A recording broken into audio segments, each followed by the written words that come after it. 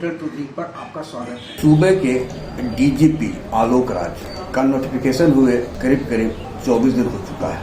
30 अगस्त को आलोक राज सूबे के प्रभारी पुलिस महानिदेशक बनाए गए हैं, यानी अभी उन्हें फुल टाइम डीजी के रूप में नोटिफाइड नहीं किया गया है।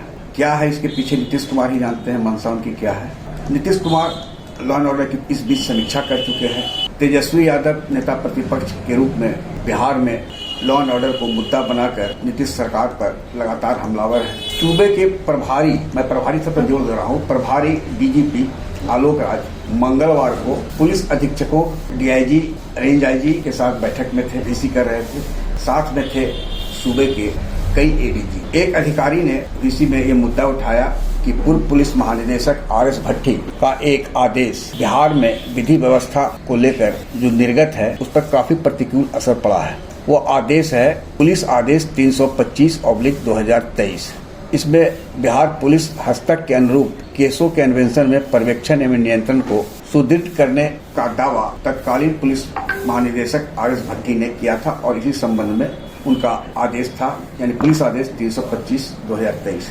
पुलिस मैनुअल में परिवर्तन के लिए विधानसभा की अनुमति चाहिए थी। बिहार में स्वयं मुख्यमंत्री गृह मंत्री हैं। भट्टी साहब सीबीआई रिटर्न थे, बहुत ही तेज तर्रार और अच्छे अधिकारी में उनकी गिनती थी। यह पत्र पिछले साल जब निर्गत हुआ था उसके बाद अनुसंधान का स्तर यह हो गया कि थाना के ही थानेदार पर्यवेक्षण अधिकारी हो गए, डीएसपी संवर्ग के अधिकारी डीएसपी वही केस के फाइनल डिस्पोजल अधिकारी हो गए। जबकि एक दरोगा जो पुलिस महकमा में होता है वो बहुत ही महत्वपूर्ण होता है और उस दरोगा को नियंत्रित करने के लिए, चेक एंड बैलेंस के लिए इंस्पेक्टर, डीवाईएसपी, एएसपी, ग्रामीण SP, city SP, SSP, DIG, range IG, ADG, कई संवर्ग के अधिकारी और अंत में डीजीपी होते। अब मामला 307 का हो, nature of injury, place of injury, use of weapon, 3 जो गोल्डन मेथड बनाया गया था 307 पर अभियान जब डीजीपी थे। दरोगा जी आजकल के जो है वही इंस्पेक्टर हैं, अमूमन 90% थानों में 2009 बैच के अधिकारी हों या 94 बैच के। केस रजिस्टर्ड हो गया मारपीट की धारा में। अब पीड़ित जिला में डीएसपी से लेके एसपी तक गुहार लगा रहा है, कहीं आवेदन चला गया, कहीं जांच हुआ। तो जो उनके सीनियर अधिकारी हैं, डीएसपी हैं या एएसपी हैं या ग्रामीण एसपी हो या सिटी एसपी हैं, तो वो बचाव का एक मौका दे देते हैं दरोगा जी को। दरोगा जी माने इंस्पेक्टर साहब एक शुद्धि पत्र निर्गत कर देते हैं और मामला वो फिर कन्वर्ट हो जाता है पुराने सीआरपीसी 307 में। लेकिन ऐसा एक नहीं है, लाखों की संख्या में इस तरह का दृष्टांत देखने को मिल रहा है।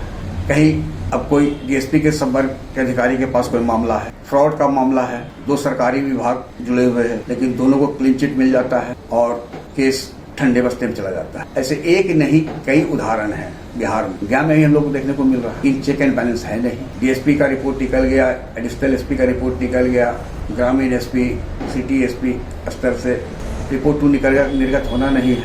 अब हो भी रहा है तो कई महीने बाद। तो जो उद्देश्य था वो तो खत्म हो गया और 325/23 का जो मजा है हम शब्द इस्तेमाल कर रहे हैं पुलिस में, वो थानेदार और डीएसपी संपर्क के अधिकारी उठा रहे हैं। आज न कल जिस दिन यदि आलोक राज जी ने समीक्षा करवा ली सीनियर अधिकारियों से, तो एक नहीं हजारों की संख्या में ऐसे मामले आएंगे और सैकड़ों इंस्पेक्टर और डीएसपी संवर्ग के अधिकारियों पर विभागीय कार्रवाई भी होगी, यह भी तय है। लेकिन यहाँ तो प्रभारी से परमानेंट बनने का भी चक्कर है।